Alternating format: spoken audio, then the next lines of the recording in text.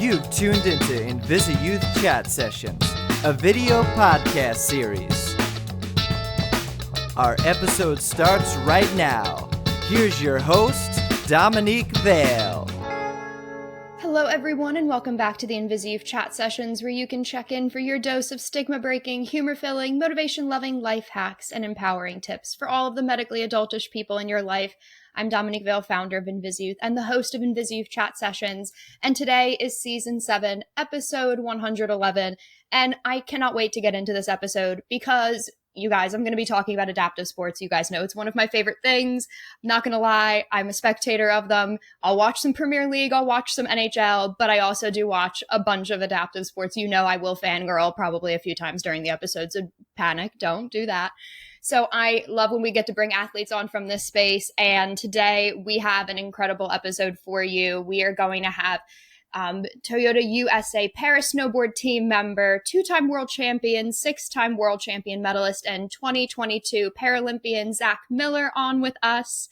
Born in Colorado with cerebral palsy, Zach was introduced to snowboarding through the sports program at the Children's Hospital in Denver when he was 13 and was recruited there to join Daniel Gale's team, and now has progressed into being an elite athlete in the para-snowboard community.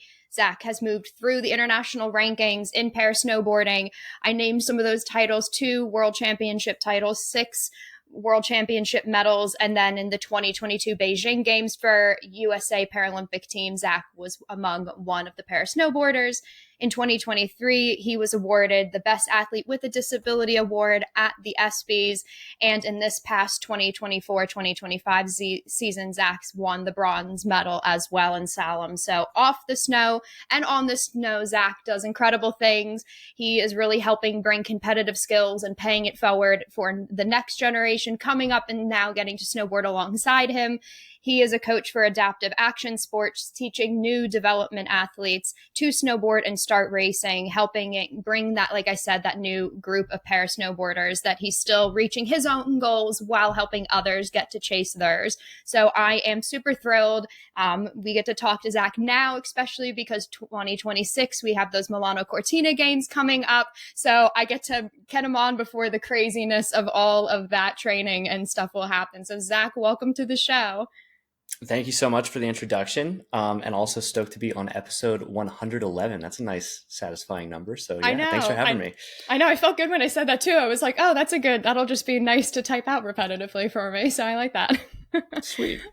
But as always, guys, before we jump in and get to know Zach better, get to talk about some para-snowboard and also everyone's favorite, That's So That One Time, make sure that you have clicked that subscribe button, whether you are watching us on YouTube or listening on Apple Podcasts or Spotify or wherever you listen to podcasts. We have our links, and make sure you have clicked that button. You'll probably have another 50 minutes to do so I'm reminding you now to do that. And now, let's get to know Zach a little better and have some fun. We're going to do Remember the Last Time. Remember the last time. Do you remember the last time? Remember the Last Time is a new spin on one of our OG segments where I get to ask some fun, quirky questions to our guest, and they can tell us something about the thing that they've done last. So we'll get some quirky and insightful facts about Zach that probably he's not being asked about too often when he's doing interviews talking about sports. So Zach, are you ready? I am so ready. Okay. When was the last time you did a sport that wasn't para-snowboard? Good question. It was actually just this last Friday. I played pickleball with my best friend, and it was only the third time I've played, but I can see the hype. I can definitely I can understand why a lot of people are getting into it. Isn't it like the fastest growing sport in the world right now? It really is, yeah. So yeah, it's super fun. So I'm a big fan, and it's to be honest, it's probably going to be something I'm spending a lot of time this summer playing. But I also I realized that I don't seem to think I can play pickleball like casually. I just get way too into it. Mm-hmm. And the competitor in me comes out. And so I might have to be careful about how many times I step on a pickleball court. But but yeah, I love it. It's actually super fun. So if you haven't played pickleball by now, you definitely should go give it a try. Oh no, now you're intriguing me, but I'm also very competitive when it comes to sports, and I did play tennis competitively, so I worry that that instinct would kick back in a little bit. Yeah, I'm sure you'll love it. When was the last time you tried either a new hobby or a new activity that wasn't like work related? It was just sort of a random new activity you did. I've been trying to find more chill activities because I feel okay. like most of the time, whenever I have a minute, I still want to do something competitive. So like right next to me, I got a racing simulator I've built over the last few years, and that's one of my favorite things to jump into if I have some time. But I've been trying to find just some more more calming, maybe relaxing activities that I can do maybe to wind down a little bit before bed. And jigsaw puzzles. Wow. They are actually so much fun. Oh my God. I was not expecting that answer at all. Yeah, I took a fat break from them. I probably haven't done a jigsaw puzzle since I was like in middle school or something. And I put one together recently with a friend, and we had tons of fun. So I went out and bought a 2,000 piece jigsaw puzzle. Okay. I'm putting it together on my dining room table downstairs, and I'm a big fan. You get some music going, maybe you have a little snack or something that you're pecking on, and you put together a couple pieces, and then it's a nice way to kind of transition into the evening and get ready for bed. I like, but also you picked a 2,000 piece jigsaw puzzle, so we aimed high from the jump. Oh yeah, I wanted to like cover the table when I'm done, pretty much. So I'm warming up with this one, and then I'm gonna move to a 5,000 piece after. Oh my God! And by the end of the summer, I want to find like one of those like 10,000 piece or higher. Oh my God! And just have the whole thing done by the end of the summer. So this needs to end up on your Instagram story. I just need to now track the progress. Absolutely. Yeah. I love that. Speaking of, you named your gaming simulator. I know you do video gaming. So what has been like the newest game that you've tried that you really could like binge play for hours, and it was one that you really enjoyed? Ooh, there's a really popular one out right now called Repo. That's like kind of a scary game. You play as these little goofy looking robots, I guess is the best name for them. And you run around, you try to collect junk, and you avoid monsters the whole time. But it's really fun when you have a good group of friends to play with, because it ends up giving you some pretty funny moments, which I like about it. But for the most part, I have just been getting back into racing. I've been loving that about the summer. That's usually when I have the most time for it as well. So trying to get back into some GT3 racing, some Formula racing, and also starting to appreciate stock car racing. Ooh. I think it's super fun if you get a chance to like go to a simulator like cafe, those are kind of popping up now, and drive a stock car around some of the oval circuits. Oh. It's super fun when you're actually in the car and you get to feel the speed and kind of race in that traffic. That's pretty fun. So I've also just been doing that a lot more. Oh, see, I watch Formula 1 and Formula E. So you've gotten me on that one. That now I'm intrigued. So now I like that. When was the last time you tried either a new restaurant or a new food that is not like in your normal recipe bundle that you like to eat? Oh, that's a good question. A new recipe. Oh man. Usually, being an athlete, I stick to kind of the same main foods. Yeah, we like consistency there. But I tried. Oh, there was a carrot cake. I tried not too long ago. That was actually, oh man, I hadn't had carrot cake in a while, and that it definitely gets a reputation for being kind of a gross, like a healthy dessert. Nobody wants that. But if you can make it right and still keep that that moistness, the richness to it, man, the carrot cake is actually pretty good. Oh, okay. I like that too. You're giving me answers I'm not even expecting, which I really love. I love that so much. I mentioned to you the other day when we spoke that you on social media, you do make some fun, trendy TikToks with your fellow teammates. So has there been a social media trend that you've seen that if Team USA was like, Zach, we want you to pick something and do it, you would be willing to do this trend? Oh yeah, that's a good question. Right now I'm kind of seeing it around, but just like the holy freaking airball trend that's going on right now. Of just like, I've seen a couple of my friends do it now where they're like, you tell someone like, oh yeah, I play sports. And they're like, oh, so like you're just like in a rec league. And then it's pictures of them like at the games in the full suit, and it's just holy freaking airball. Yeah. That would probably be a really fun one for me to do. So I might might do it if I can find some time for sure. I like that one as well. I think that would be Team USA approved, I feel, as well. So I like that. When was the last time you that you called somebody on the phone or video called them?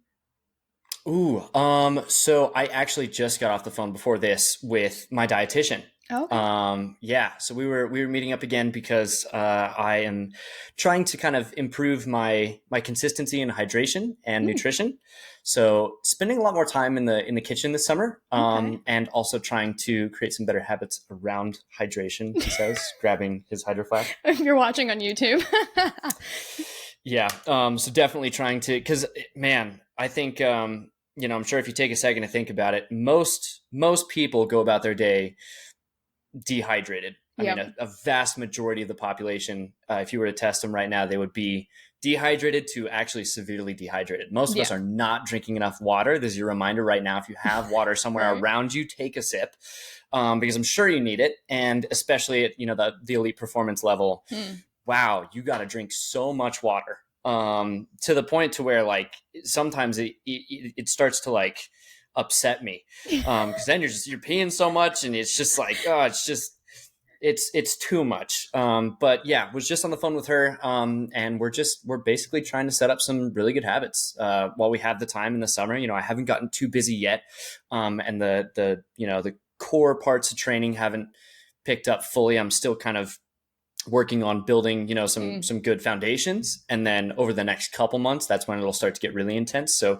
kind of right now is like the perfect period in my schedule to be building all the right habits. So that's what we're focusing on, is just trying to get some good recipes going in the kitchen, trying to just kind of build the familiarity with all the different spices and food groups and everything. So that way I can just be creative and keep the food part exciting. And then, trying to make sure I'm drinking enough water. I know, my God. And I'm thank God I don't have coffee in my mug today. I actually do have seltzer. Otherwise, I would have felt like the slight shame that I'm drinking like black caffeine, as you said that. So that made me feel a little better about myself, that I made a good choice before we spoke. Nice job. Yeah, great choice. When was the last time you either binge watched a TV show or a movie that you would then start recommending to all of your friends? Oh, I'm hooked right now, actually. There's a show, it came out a while ago, and it's tricky because it's on I didn't even know MGM has their own streaming service. So that's kind of ridiculous. But there's a show that I guess was released in 2022 called From. Okay. I will put out a warning. It's a very scary show. And it's not for the faint of heart. I would definitely hope you have a strong stomach before you watch it. But it is such a good suspenseful, like, mystery show where you just don't know what's going on for so long. And every episode they might answer like one or two questions, but then you have like 10 more. And so I have been struggling not to binge that show, actually, because every time it ends on just this brutal cliffhanger and you want to go right into the next one. But that show's honestly been taking up so much of my time. Oh my God. See, I get spooked by somebody knocking on the door that I don't expect. So probably wouldn't do well for me. Maybe steer clear of this one. Yeah, maybe. But I could recommend it to my brother-in-law. He enjoys that. He likes a suspense show. So I can recommend to him for that one. And then last question, when was the last time you achieved something new when you were doing a para snowboard competition, like a new skill or something that was a new achievement for you? Ooh, good question. I would say, well, obviously it's been a little bit since I've been on snow, but one of the big things that I had come up for me this last season was just playing around a little bit with the start gate handles. So in border cross, right, for those who aren't familiar, we line up 4 across in these gates, and then you get, not really a countdown, but you just get a racers ready. And then they say attention. And as soon as they say attention, from the point they finish saying that word to the next 5 seconds, that gate could just randomly open and the races are off. It's, last one down's a rotten egg. And so you want to be able to pull out kind of with as much speed and power as you can. But what makes it, unique to each track is that you're never going to have the same obstacle right out of the gate. Every single track is different. Even when we go back to the same venues, they build the track differently. So when you show up to a course, you have to come up with kind of the the plan pretty quick because you have no idea what you're getting into until they finally finish building it. And then you get to go up and you get, maybe a day of training on it before you go race. And so, for me, my starts are my biggest strong suit, really. And I think it's one of the most important parts of racing. If you can make it to turn one first, then you kind of get to dictate the line for the rest of the course. And that can really, play in your favor. And so I was trying to, get the best start I could out of the gate when we were at World Championships back in March. And I was just hanging out in the gate. I was getting ready to drop. And normally I always put the handles that I hold onto and pull from in the same place. You're allowed to move them kind of up or down a little bit, depending on, some riders are taller than others. And so sometimes, you got to move the handles a little bit. And I just thought, I haven't really messed with my handles in a while. I haven't tried pulling from any kind of different positions. So I'm going to give that a shot, and moved them around a little bit, and suddenly had a much better start without really having to try, and realized that, hey, just because you're putting your hands in a different place, your body follows along. Yeah. And I didn't realize that just moving my handles to a different spot made me also just put myself in a different position coming out of the gate. And it made tackling the first feature that much easier. And so suddenly, just making a small change like that, my starts got way cleaner, and I was able to have a pretty successful week there. So I like that. Now I'm going to be watching how everybody sets up when I watch the next time. I'm going to be doing that. Key. I'm going to watch that now. I like that a lot. That was a lot. I enjoyed getting lots of answers that I was not expecting. Now I feel I need to start baking. I don't know. I need to watch another Formula One race this weekend. I need to get inspired again. I like it. And then something else before we go into our next segment that I know inspires me and a lot of you guys is our InvisiYouth charity shop. You have seen I have our Subtle Activist color block bracelets behind me, and as of our 10-year anniversary last month, we have our Subtle Activist sticker collection, which some are featured above me as well. Both of those are in our charity shop, which is exclusive on Etsy, that our volunteers with chronic illness and disability run for us. And 100% of every sale, whether it is our bracelets or our sticker collection, goes directly towards funding all of our free programs and resources that InvisiYouth provides all year long for the hundreds of teens and young adults internationally that download and utilize our resources each month. So it really helps when you're able to make a donation, but also get a gift for yourself in return. So if you are able to go to our Etsy shop and buy a bracelet or buy our sticker collection, it really means a lot. It's free global shipping, and it's a way of making a donation and getting something in return. So our link is on the screen. It's in the description and show notes if you're able to, or able to send it to someone else and love to get some subtle activism in their life. I always say it's that Starbucks cup in the Game of Thrones scene that wasn't meant to be there, causes a lot of conversation, but always is a fun way, is our type of activism. So we appreciate all of the support if you're able to stop by and see the store. And now we're going to go into something else that really inspires me. It is our next segment. It is Rebel Game Changer status. Rebel Game Changer status. Rebel Game Changer status is where we get to go through and talk with our guests about becoming the type of advocates and activists in their daily lives that they are, the Rebel Game Changers, as we call them in our communities. So Zach and I are going to be discussing all of the different ways that he has been able to really carve a lane for himself and also pay it forward to so many other young people that are also coming up in the sport. So I know for you, you were introduced to para snowboard at a young age, and that really did change sort of the trajectory of what you were doing with your life. Obviously now it's a whole career path for yourself. So how have you felt that having para snowboard and the mentors that have come with it and the teammates have really shaped you as an athlete, but then also as an individual? That is a great question. And I think, I'm going to do my best to keep my answer short as possible, because it's been a pretty core aspect to my development as a person and as an athlete. I think that, for me, one of the most valuable aspects of being involved with sports and doing it at a young age is that you get to be part of the community. And you meet a lot of people that come from all different walks of life. It's one of my favorite parts about the World Cup circuit in para snowboarding is that, you look at any example on the circuit, any athlete, And chances are, had you even called them up 10 years ago and asked where they would be, they would have given you a completely different answer. And so to me, like, sports is kind of this big unifying event that brings a lot of very different, unique people together. And that's what I love so much about it. For me, it was that I got connected to sports at a very young age. That was what played the biggest factor in my life turning out the way that it did. I got my diagnosis of left hemiplegic cerebral palsy at 6 months old, which was honestly very early to get a diagnosis for CP. Oftentimes it's much farther down the road. And so as a result, I started my treatment and therapy almost right away.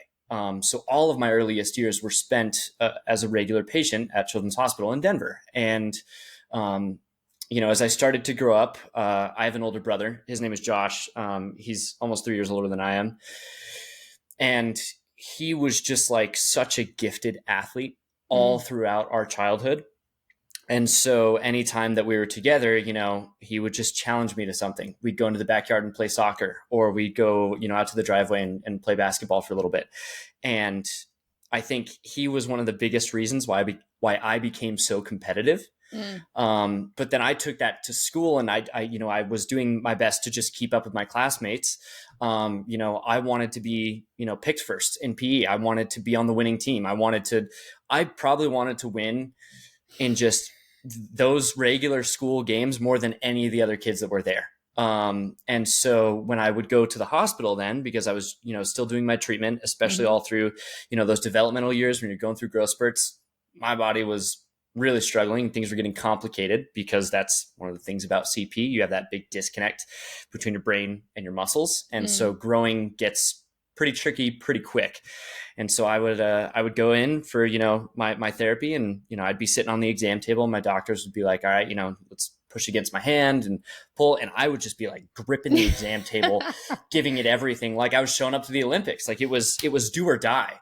And my doctors just kept telling my mom, like, you got to get this kid in more sports. He's so competitive. This would be such a great outlet for him. And she was like, I honestly don't know what more I could do. He's playing soccer, he's playing basketball, he's playing baseball, he's playing t-ball, he's playing like I'm literally putting him in as everything that I can. And yet he's still just like this. And they said, well, we have a sports program at the hospital for patients here. And at that time, I think it was like February maybe. And so they were doing ski lessons up at Winter Park.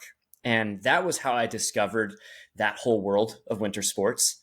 And I just, I remember I had such a blast that when I got back and my mom picked me up from the event, she got me all situated in the back seat. She gets into the car, she starts it, and then she just turns around and goes, how was it? And I was already passed out. I was gone, God. Drooling out of the corner of my mouth, lights out. And so she was like, okay, like I've never seen him this tired after something, something clicked. And sure enough, when I got home and I woke up, I would not shut up about how much fun I had and how I really wanted to go back, because I had met so many of these other kids that all were, patients that all had their own challenges that they were working through. But we got to go up and ski and have fun and throw snowballs at each other for the day. And that to me was when it really clicked of like, this is what I love. This is the environment I love being in.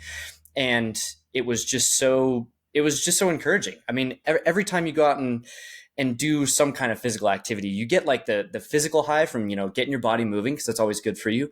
But I feel like you also really do get, that extra social connection that I think is really key.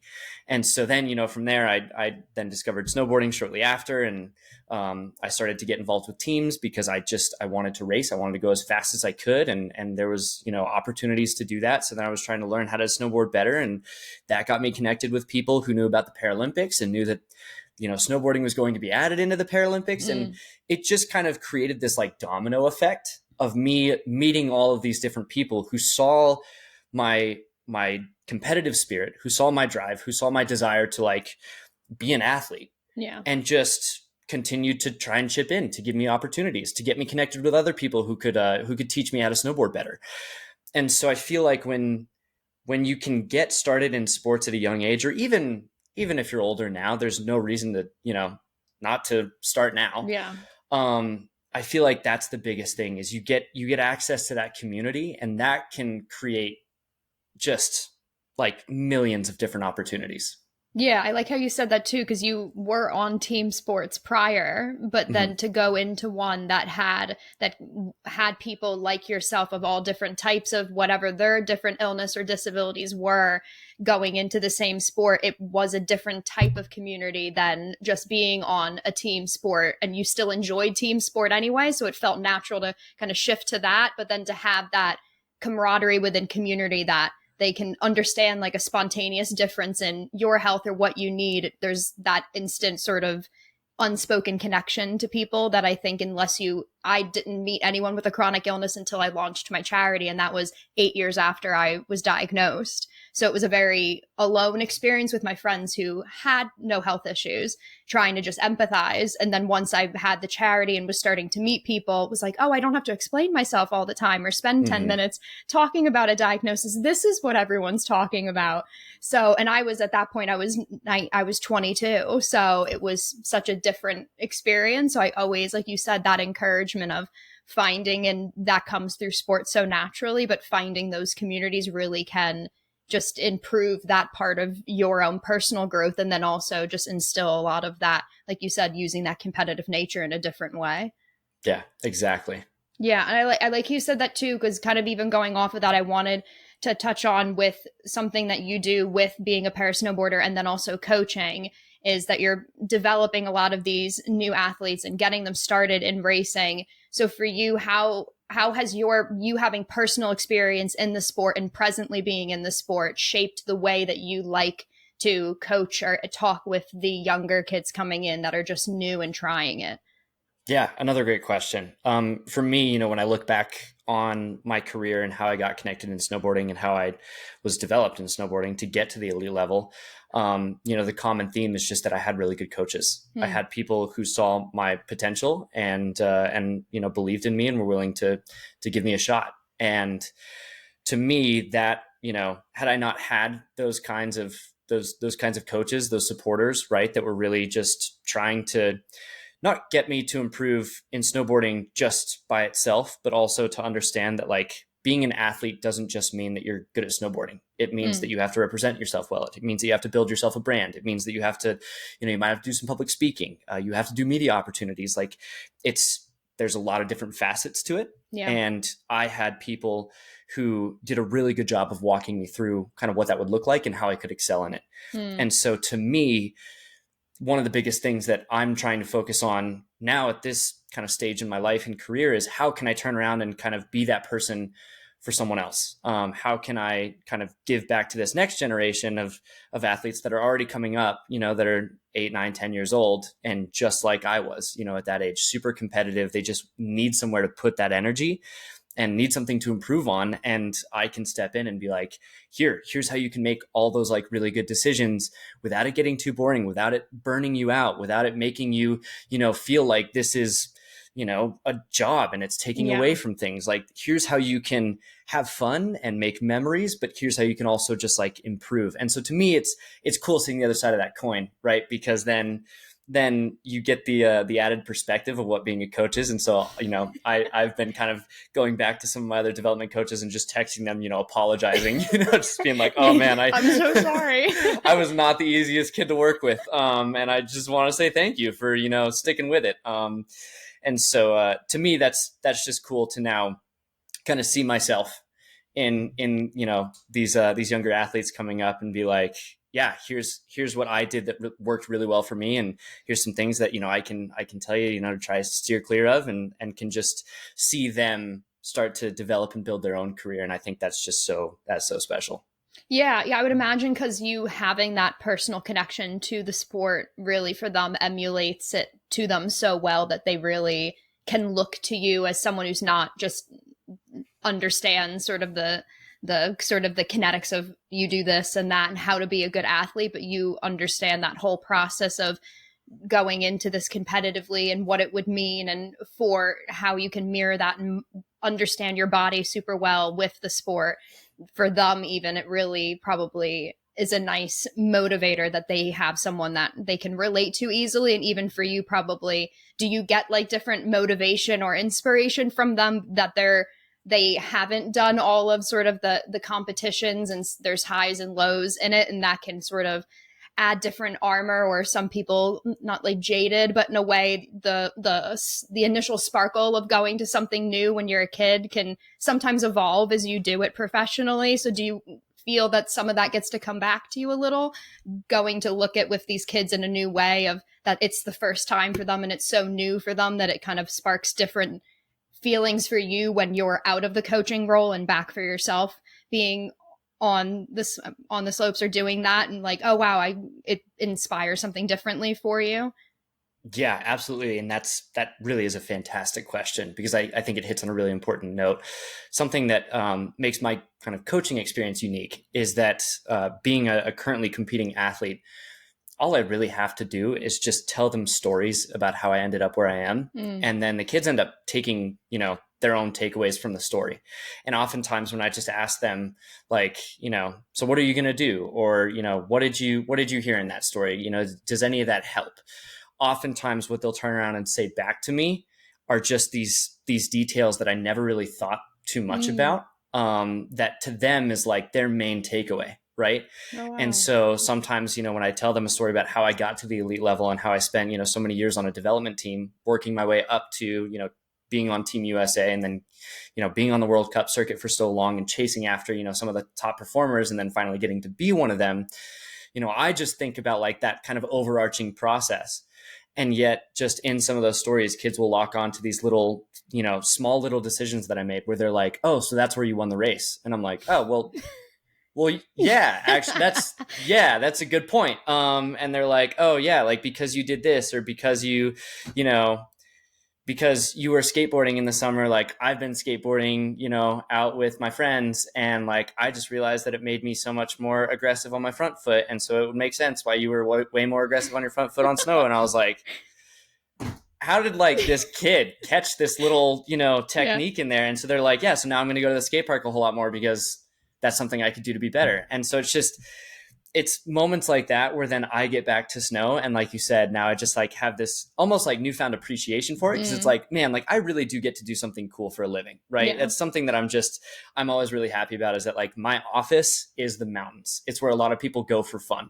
Yeah. And, and then when you get up to the course and you're full of that anxiety and the stress, and you're feeling the butterflies in your stomach, I'll just like think back to one of the interactions I had with like one of those kids where they're just like, what you do is just so cool. And like, how do you not have fun every day that you do it? And I'm like, yeah, how do I not have fun every day that I do it? Like, honestly, if that kid was here, he'd probably like give me a little bit of coaching that I didn't even know I needed. And I would crush this next run. So it always helps put a smile on my face and kind of bring it back to like the gratitude behind like, wow, I ended up in an incredible space because of people who believed in me, that invested in me. And I obviously want to do that for the next generation, but I can also take the time while I'm in it to just like really appreciate it for what it is and have fun at the end of the day. Yeah, that's really sweet. I really appreciate that, because even like with even having the charity 10 years, people will mention like, oh, wasn't that so exciting? And when you're in the job of something, you forget, and you're like, oh, wow, that is actually really exciting, or that is, and you forget to just celebrate your wins or the things that you've put all that hard work into, because you're so focused on all of the hard work. And especially if you're balancing doing that with having a health issue or having a disability, you're always trying to make sure you maximize your good days and maximize what your body can and can't do. So exactly. You don't even think about like all of the achievements, because you're like, oh, okay, I did it correctly. Let's now replicate it. And it becomes like this job in your head of how to do it. So to then have other people point that out to you is a nice reminder for people to do that for themselves often, if they don't have, a bunch of 8-year-olds that can do that for themselves often. But I like that you get to bring that into your own work now too. Yeah, I like that. And then even now that we're going into our halfway mark, we're going to go into our favorite segment, everybody. It's story time soon, but hold on. Before we get to that, I like to always take the time to thank everybody for listening to InvisiYouth chat sessions. It is our first digital resource we've provided with the nonprofit, and now 7 years of this resource. We now have 5 other digital resources that come out free monthly for all of our teens and young adults living with chronic illness and disability in over 12 countries that are utilizing our resources. So it's because of people like yourselves that are able to download our resources, to donate to the charity, that we're able to provide all of this monthly for free for so many incredible young people. So we always do pop up our donate link and leave it in the description and show notes if you're able to donate or know of a family member or friend who could pay it forward on your behalf. It helps us keep our lights on and keep all of our programming free for this really incredible, deserving group of young people to have resources for the non-medical aspects of life so that they can have that personal development and mental well-being tools to make sure that they are able to adapt and thrive in the lanes of life that they would like to have with their chronic illness and disability. So we always thank you guys for being able to support InvisiYouth. It means a lot. And now something else that means a lot to us is when I get to take a break from talking, guys, it's So That One Time. So that one time.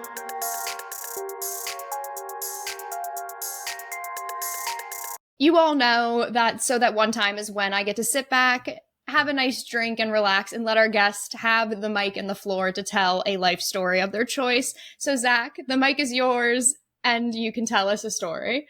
All right. Sounds good. I think a really good story for this is honestly the story of when I won my 2023 ESPY for Best Athlete with a Disability.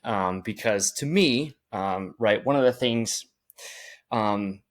I like to say that it's not my proudest accomplishment for the reason that effectively, right, the ESPYs is kind of like a popularity contest. It's like the Oscars of sports, and the way it comes down to it is really just like fan voting. So my proudest achievement, that's my second world championship title, because that was, when I felt like I just was performing my best. It was kind of an upset. I walked away with a second title. I got to defend, my first title. And so that was where I was really most proud of, like, my snowboarding. But I think the ESPY has a very unique and important role in my story. And I'll share why. For me, growing up as a kid, I've already talked about how I was really competitive. But one of the things that, I wouldn't shut up about was just that whenever people ask me, what do you want to be when you grow up? To me, it was a professional athlete. And when I was younger and I hadn't discovered snowboarding yet, that was just a very open-ended, I just wanted to be a professional athlete at something. I was still figuring out what it was. I really liked soccer. I liked basketball. But I knew, like, I wanted to do something athletic. And no hard feelings, but a lot of people, who were close to me in my life, or, people who just wanted the best for me, they just did that, nice, gentle thing where they just, tap me on the shoulder and they're like, all right, that's great for you, buddy. But, let's look at the circumstances here. Like, you've been born with a disability that affects your development, right? For the rest of your life, you're going to kind of be behind the curve. You're already pretty skinny, you're short. I love that you love getting out and playing soccer with your friends, but let's think about maybe some safer options for you to take. Let's leave the sports as a fun hobby, but maybe not put all our eggs in that basket, right? And so they did a good job of being gentle and trying to push me in other directions that may have been obviously much safer, much smarter. My parents really wanted me to follow the academic route because I was a pretty good student growing up and I got good grades. I always tested well. And so my parents were really trying to lean into that, just follow the academic route and you can always come back to sports later.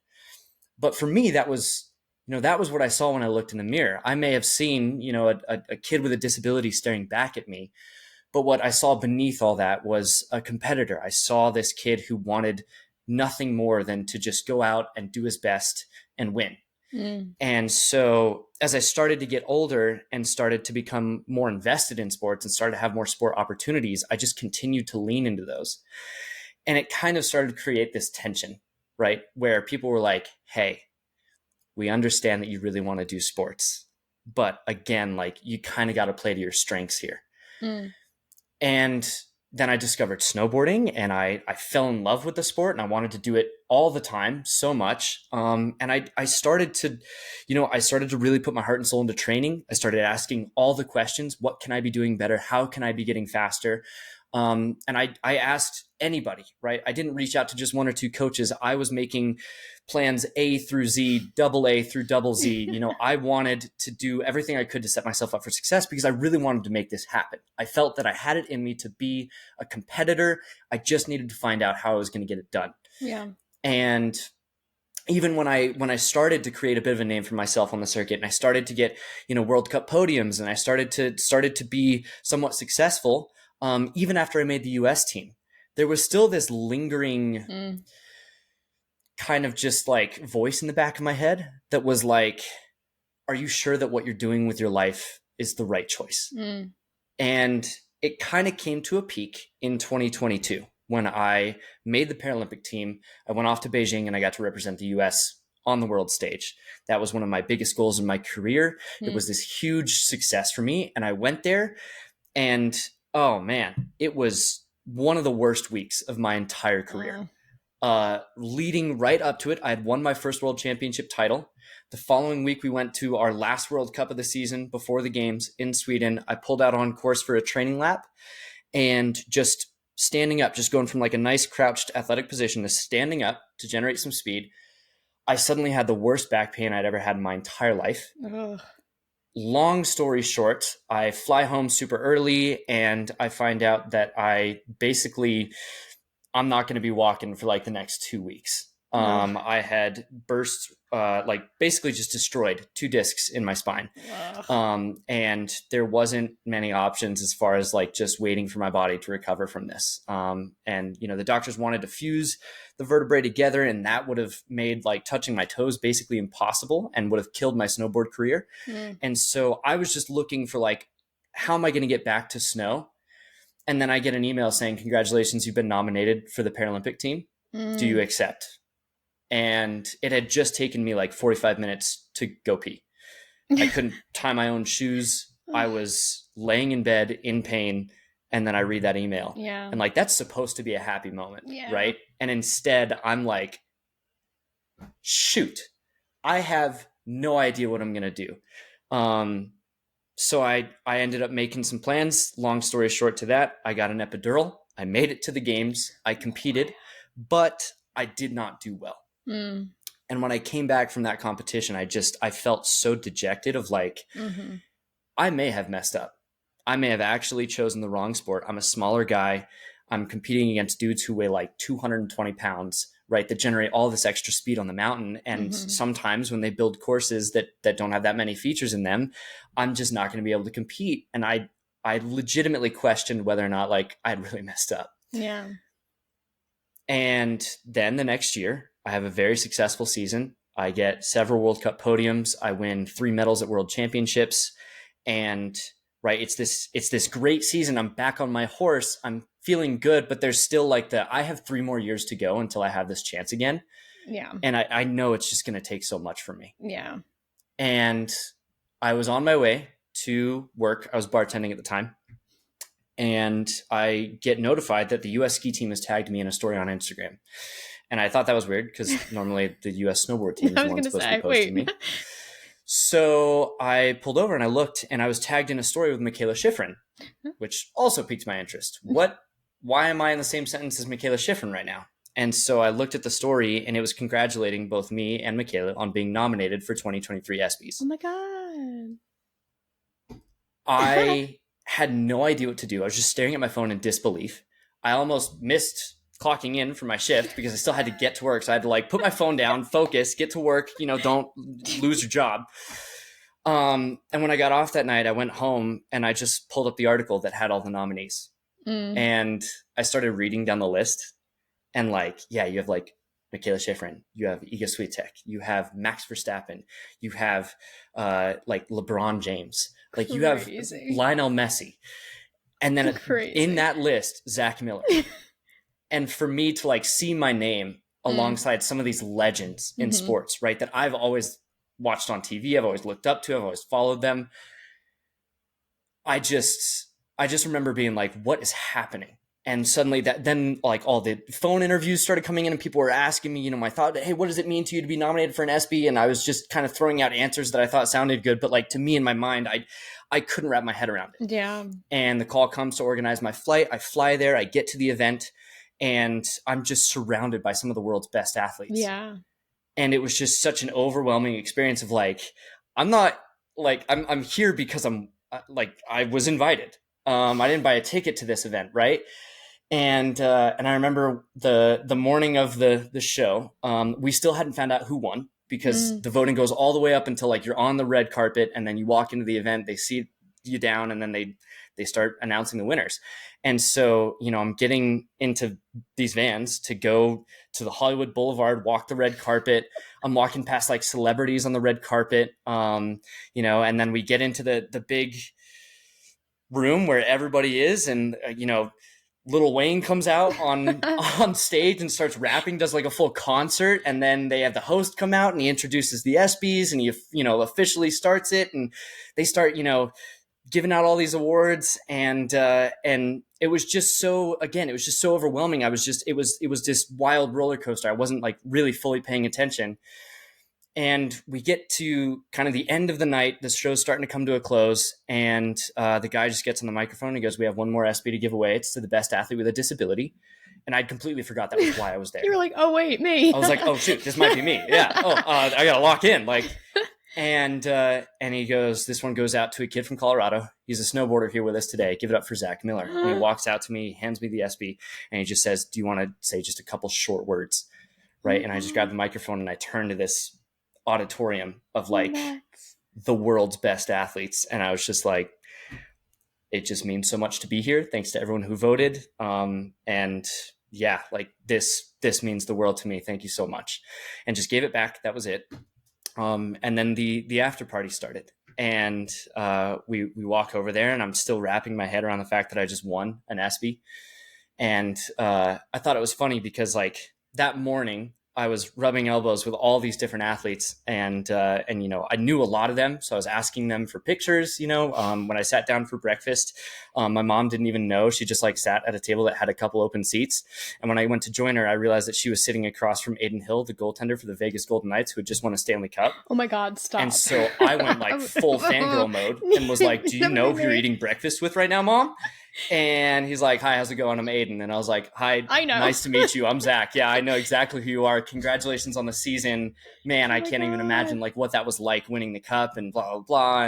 And so we were just going back and forth and talking at breakfast with just like a Stanley Cup winner. Yeah. And then, fast forward back to the end of the night, I've won an ESPY and here comes Aiden Hill dressed up in a full tux. And he's like, hey man, by the way, can I get a picture with you? We never got a picture together. We were just having breakfast this morning and then I got all crazy and everything. I just wanted to get a picture and congratulate you on your win. And having like a professional NHL player, right, that I look up to, then coming and asking me for a photo was like such a crazy, novel experience, right? And that I think is why the ESPY now means so much to me is because I'll try not to get emotional here, but like I kind of talked about my upbringing and how I always wanted to be a part of sports. Yeah. But the kind of consistent feedback that I was getting really was that, hey, that's not where you belong. Yeah. Right? You should focus on something else. You should put your energy somewhere else. And then I'm just taking this moment in. I'm at an after party. I'm surrounded by NFL players, NHL players, drivers. I mean, the best athletes in the world. I've won the event in my category, solidifying that I'm one of the best athletes here, right? And I even have professional athletes that I look up to and know coming over and asking me for photos. And I just looked around the room and I was like, I made it. Yeah. I am actually one of them. And I got super emotional and I started crying. And my mom was asking me like what was wrong because she was so worried. And I was like, nothing is wrong. Like this is what I've always wanted. And so now my ESPY lives on a shelf downstairs. It sits on my mantle above my fireplace. I walk past it every morning before I make breakfast. And to me, it serves as a reminder that even though I'm still the same thing in that mirror, I am just a kid who was born with a disability, who loves to go out there and do his best and win. I am an elite level athlete. Mm-hmm. I worked hard to get to where I am.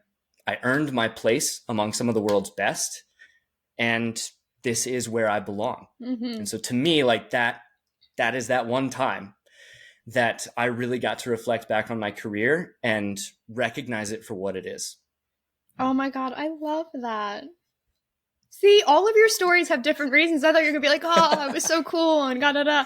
No, oh my God, I love that. And that's so true. Like you said, it's just sort of the multi-hyphenate is not really brought up for especially when you get your diagnosis, and at any stage for you was something you've intrinsically known growing up your whole life.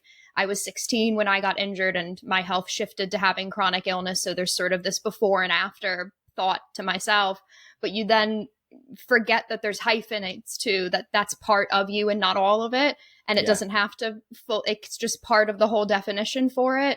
And for you to have that validation of like, oh yeah, it is part of it, but it's still not all of it is so affirming. And it's affirming for so many people who feel they're like, oh, I'm not sure, what should I be doing? Like, try plan A before you do plan B and C. Like, have plan B and C in your head, but like, try plan A first, you know? I love that. Great advice. Great. And we're going into our last segment, guys, off on that high note. Let's go. We're doing Path to Power. Path to Power.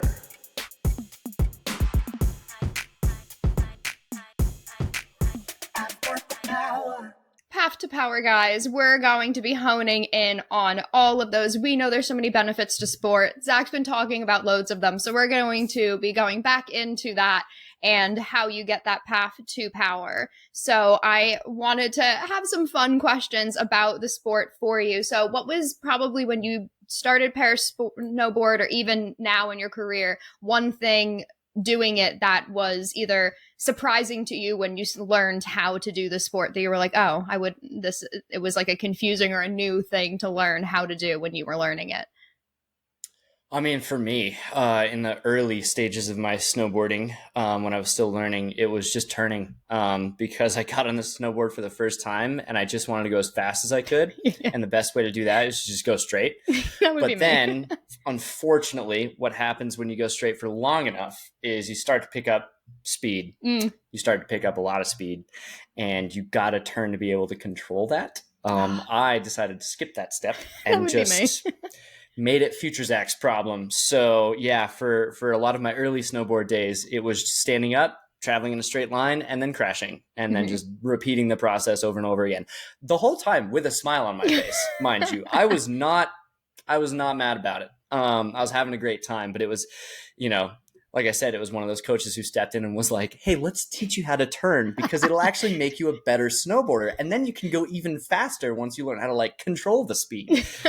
And so to me, that was a difficulty, because with cerebral palsy, oftentimes balance is a bit of a challenge. And just that, the motor skills and the coordination is a little lacking. And so it took a little bit longer, I would say, for me than most kids, just to learn kind of how to shift that weight the right way, and in the right patterns, to actually start switching back and forth from my toe sides to my heel sides. But I think it was a key point in me discovering the sport, because it was what allowed me to realize that sometimes you have to go slower to go faster.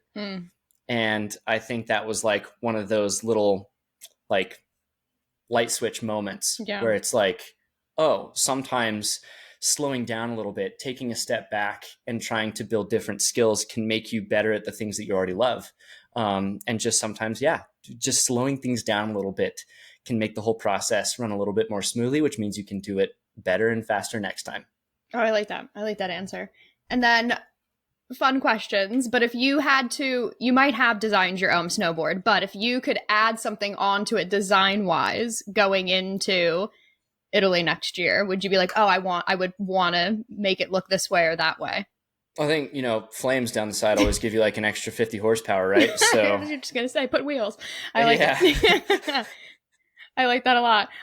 What about, is there something that has that has changed in all of the international competitions you've done from the first time you went to one to the most recent one you did? either how you approach it or more people attending? Like what has sort of been that evolution from your beginning of doing that world circuit to now? Well, yeah, that's a great question. The sport has definitely grown since its early years, which has been awesome to be a part of, and is something that I really want to keep the ball rolling on. Is if more people, I think just if more people even knew about parasnowboarding and the fact that it exists, we'd probably have even more athletes. So I'm trying to kind of get the word out there that like, hey, you don't have to be missing a leg to come and compete with us. And so trying to build that, and that's something that I love about the sport. But I would say a big key difference is probably, yes, in how I approach a race weekend. For my first World Cup, it's actually kind of a funny story. I had just bought my first race board, which those vary very, very much from a regular snowboard. A normal snowboard you might buy from a regular ski shop is going to be a little bit softer, a little more forgiving. The edges aren't going to be as sharp. And it's going to kind of be like an overall kind of all mountain, does it all, jack of all trades, master of none. Race boards are like purpose-built knives. They are insane. They're just these speed sticks that do nothing but go straight and then turn hard. And so I had just gotten my first custom race board. I had decorated it too, because I got to customize the top sheet. I put a wolf on it because I thought it was cool. And so I got onto my first World Cup course. I had been given a wild card spot. So I didn't technically like qualify, but they gave me the opportunity to race to see how I would do. And I showed up for my first training run.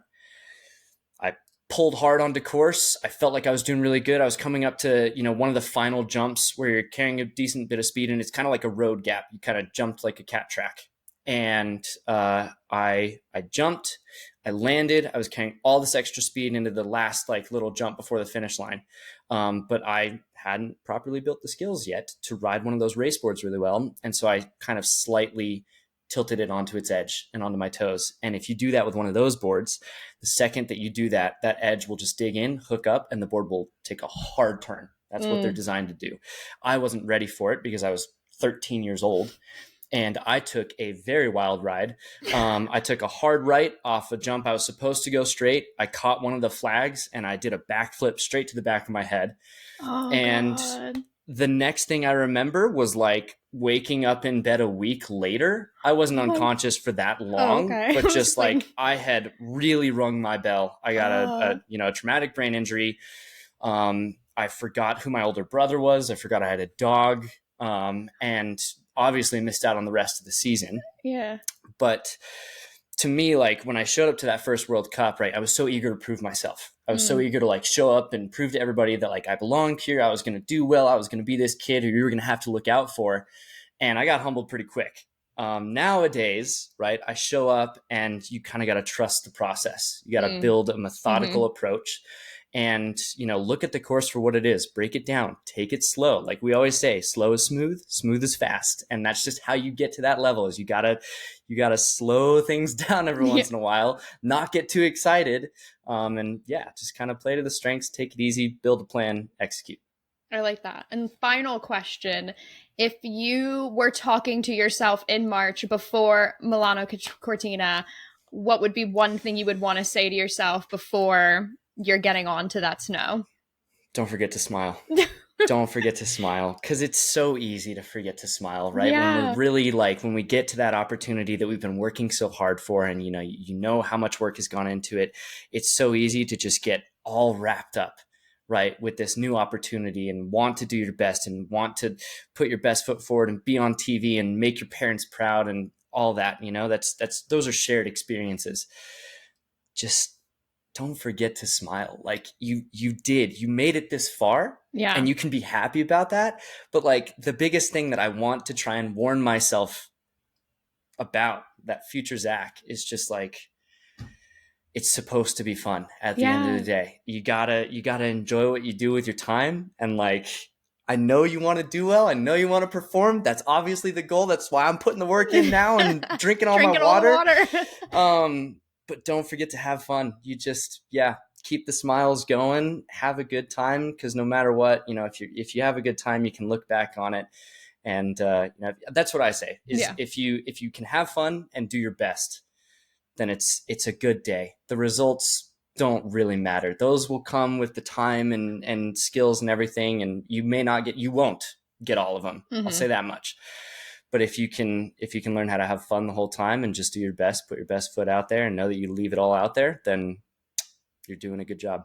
I like that. I'm going to be watching and in March making sure you are smiling for sure. And I had so much fun getting to chat with you on this episode. I really enjoyed it so much, and I want to make sure everybody can follow you all this time while you're training leading up into the Paralympics, which are in March, everybody, in 2026. So where can everybody follow you on social media?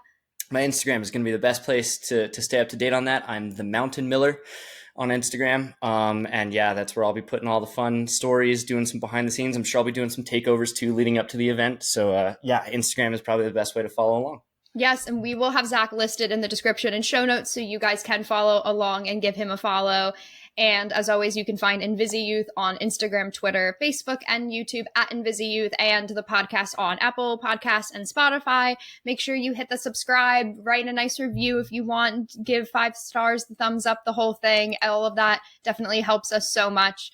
And Zach, again, I had an absolute blast having you on the episode. It was so much fun, so thank you for being here. Dominique, thank you so much for having me. This was a very fun interview, so really appreciate it. Good, I'm glad. And everybody, I will speak with all of you soon. Bye, everybody.